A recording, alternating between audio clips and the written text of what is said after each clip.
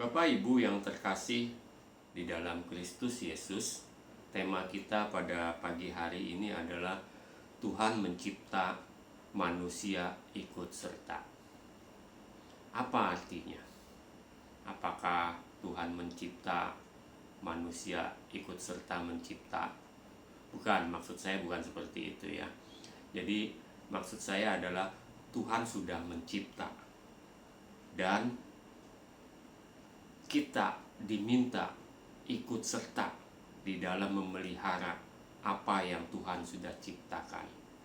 Kita juga diminta ikut serta di dalam memberitakan kabar keselamatan bagi sesama. Belum lama atau baru saja kita selesai memilih dengan diteguhkannya pengurus Badan Pelayanan Jemaat yang baru. Begitu pula beberapa bulan yang lalu GKI Serang juga meneguhkan penetua baru masa pelayanan tahun 21 sampai tahun 24. Pemanggilan pelayan-pelayan gerejawi tersebut pada hakikatnya adalah dari Tuhan Yesus sendiri yang dilaksanakan oleh gereja melalui prosedur gerejawi. Mereka dipakai oleh Tuhan Yesus Kristus menjadi alat untuk melaksanakan kehendaknya di dalam dunia. Oleh karena itu, prosedur tersebut dilaksanakan melalui pergumulan iman dari anggota dan pejabat gerejawi melalui doa.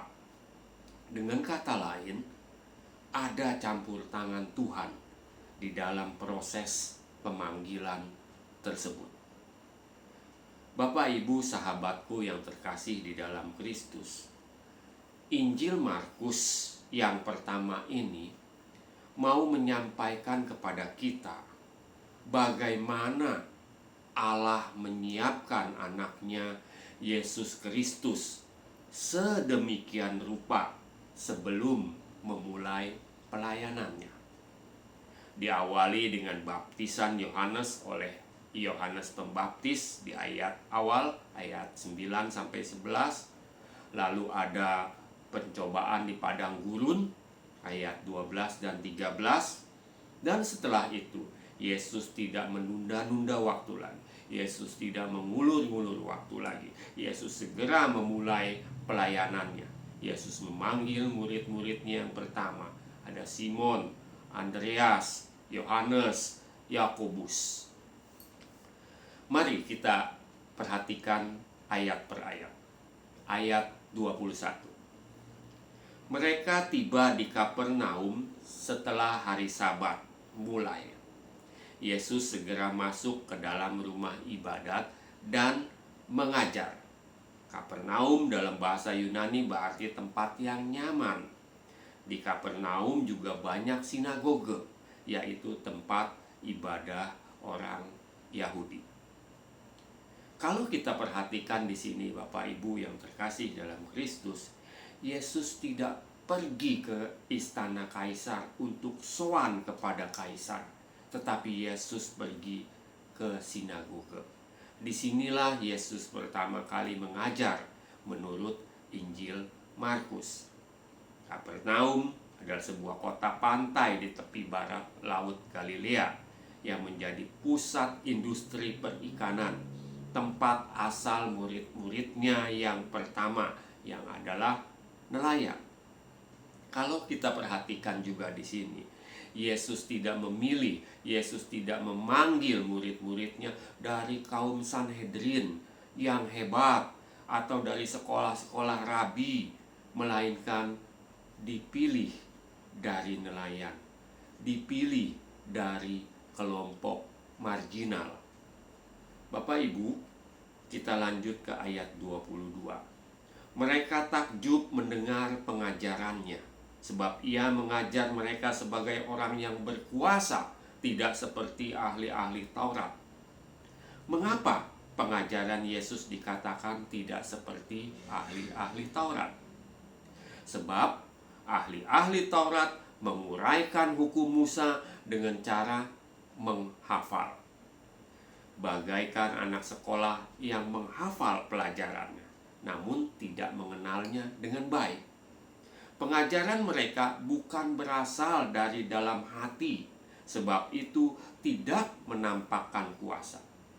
Namun Yesus mengajar sebagai orang yang mempunyai kuasa atau wewenang, sebagai orang yang mengetahui jalan pikiran Allah. Oleh karena itu, mereka takjub mendengarkannya. Kita lanjut ke ayat 23 sampai 28. Pada waktu itu di dalam rumah ibadat itu ada seorang yang kerasukan roh jahat. Orang itu berteriak, "Apa urusanmu dengan kami, hai Yesus orang Nazaret? Engkau hendak membinasakan kami? Aku tahu siapa engkau, yang kudus dari Allah." Tetapi Yesus menghardiknya, katanya, "Diam, keluarlah daripadanya." Roh jahat itu menggoncang-goncang orang itu, dan sambil menjerit dengan suara nyaring, ia keluar daripadanya. Mereka semua takjub sehingga mereka memperbincangkannya. Katanya, "Apa ini? Suatu ajaran baru?" Ia berkata-kata dengan kuasa. Roh-roh jahat pun diperintahnya, dan mereka taat kepadanya. Lalu tersebarlah dengan cepat kabar tentang dia ke segala penjuru di seluruh Galilea. Bapak, Ibu, sahabatku yang terkasih di dalam Kristus, apa yang dapat kita pelajari dari ayat-ayat tersebut? Di dalam rumah ibadat pun ada roh jahat yang ingin mengganggu ibadah kita. Roh jahat bukan hanya ada di luar gereja, tetapi di dalam gereja pun ada roh jahat. Di dalam sinagoge pun ada roh jahat. Bahkan seringkali roh jahat yang dari luar sengaja dibawa masuk ke dalam gereja. Bapak, Ibu, sahabatku yang terkasih di dalam Kristus, di dalam dunia yang sudah sangat maju ini, di dalam zaman digital ini, roh jahat bisa berwujud macam-macam yang senantiasa mengganggu konsentrasi kita saat kita beribadah. Roh jahat bisa berupa gadget. Sepanjang ibadah main gadget terus. Roh jahat juga bisa berupa ngobrol terus sepanjang kebaktian.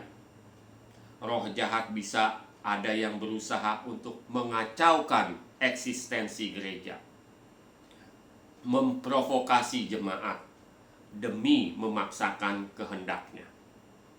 Orang yang kerasukan roh jahat, umumnya orang tersebut sudah kehilangan kehendaknya sendiri, tidak bisa mengendalikan diri, tetapi roh jahat yang menguasainya, yang mengendalikannya. Pandangan orang Yahudi mengasumsikan adanya roh jahat yang mengendalikan orang tersebut.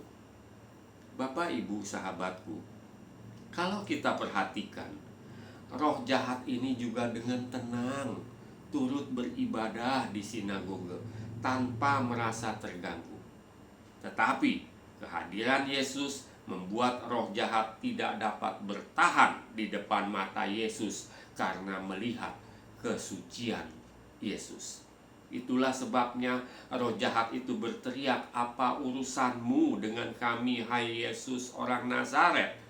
Dan ketika orang banyak melihat bahwa roh-roh jahat itu taat kepada Yesus, mereka semua menjadi takjub, karena mereka melihat dengan nyata bahwa Yesus lebih berkuasa daripada roh-roh jahat tersebut. Pelajaran lain yang dapat kita peroleh adalah Yesus tidak ingin kejahatan menguasai manusia. Sebab seringkali iblis pun menyamar sebagai malaikat terang. Dan Yesus datang dalam nama Allah untuk menyelamatkan umat manusia.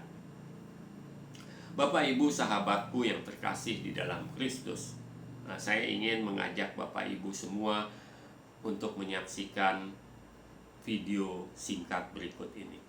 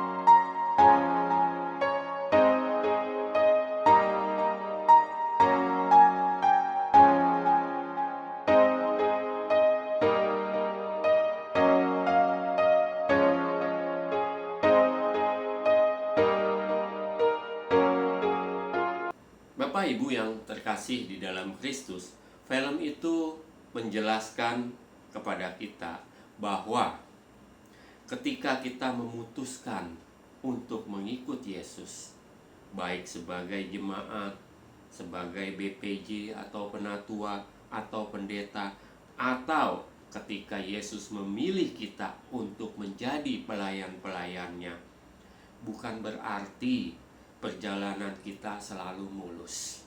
Bahkan seringkali kita menghadapi masalah, kita tersandung dan terjatuh. Namun kadangkala masalah itu bukan hanya datang sekali, tetapi bertubi-tubi, sehingga mengganggu konsentrasi kita di dalam pelayanan kita. Atau tidak jarang kita kehilangan arah, sehingga kita mengambil jalan sesuai dengan kehendak kita dan meninggalkan Tuhan. Ternyata jalan yang kita pilih adalah jalan kegelapan. Kita tersesat. Tetapi Yesus tidak pernah meninggalkan kita. Yesus selalu mau mengampuni kita yang mau bertobat dan datang kembali kepadanya.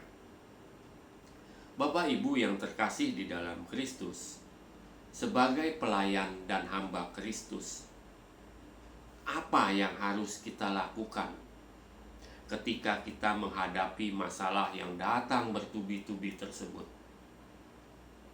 Yang pertama adalah berdoa. Yesus telah memberi teladan dan mengajarkan kepada kita. Sebelum Yesus memulai pekerjaannya, pagi-pagi benar, ketika waktu hari masih gelap, Yesus bangun dan ia pergi keluar. Ia pergi ke tempat yang sunyi dan berdoa di sana. Begitu pula ketika Yesus mengalami pergumulan berat di Taman Getsemani misalnya, ia berdoa kepada Allah Bapa untuk memohon kekuatan daripadanya. Begitu pula Yesus ketika berdoa syafaat untuk murid-muridnya dan untuk dunia. Jadi berdoa ini sangat penting karena Yesus yang mengajarkan kepada kita. Berdoa ini dapat menguatkan kita, dapat memberi kita semangat untuk kita melanjutkan pelayanan kita. Yang kedua, lakukan tugas pelayanan dengan tulus ikhlas. Apapun yang kita perbuat, perbuatlah dengan segenap hati kita, seperti untuk Tuhan dan bukan untuk manusia. Maka kita dapat melakukan tugas pelayanan kita dengan tulus ikhlas, tidak bersungut-sungut, tidak mencari muka, tidak mencari kepentingan sendiri atau puji-pujian yang sia-sia. Sebaliknya, hendaklah dengan rendah hati seorang menganggap yang lain lebih utama dari dirinya sendiri. Yang ketiga, yaitu apa yang tertulis di dalam Galatia 5 ayat 22 dan 23. Inilah yang harus kita miliki di dalam melaksanakan tugas dan pelayanan kita. Galatia 5, 23, 22, dan 23 berbunyi, tetapi buah roh ialah kasih. Artinya kita harus melayani dengan kasih. Kita harus melayani dengan sukacita. Kita harus melayani dengan damai sejahtera. Kita harus melayani dengan kesabaran. Kita harus melayani dengan kemurahan. Kita harus melayani dengan segala kebaikan. Kita harus melayani dengan segala kesetiaan. Kita harus melayani dengan kelemah lembutan. Dan yang terakhir, kita harus menguasai diri kita sendiri. Kalau itu kita bisa lakukan, maka niscaya pelayanan kita akan membuahkan hasil yang baik. Bapak Ibu yang terkasih di dalam Kristus, di dalam Kisah Para Rasul 20 ayatnya 24, Paulus mengatakan, tetapi aku tidak menghiraukan nyawaku sedikit pun, asal saja aku dapat mencapai garis akhir dan menyelesaikan pelayanan yang ditugaskan oleh Tuhan Yesus kepadaku untuk memberi kesaksian tentang Injil kasih karunia Allah. Artinya apa? Artinya menyelesaikan tugas pelayanan yang diberikan Tuhan sangat penting di dalam kehidupan Paulus. Begitu juga nasihat Paulus kepada Timotius di dalam 2 Timotius 4 ayat 5 yang berbunyi, tunaikanlah tugas pelayananmu dengan baik. Hal itu juga berlaku untuk saudara dan saya, bagi kita semua, karena Yesus sudah mengalahkan kuasa kegelapan dan Yesus menyiapkan kita untuk hari esok yang lebih baik. Yesus selalu ada di samping kita. Tuhan mencipta, manusia ikut serta. Tuhan memberkati kita semua. Amin.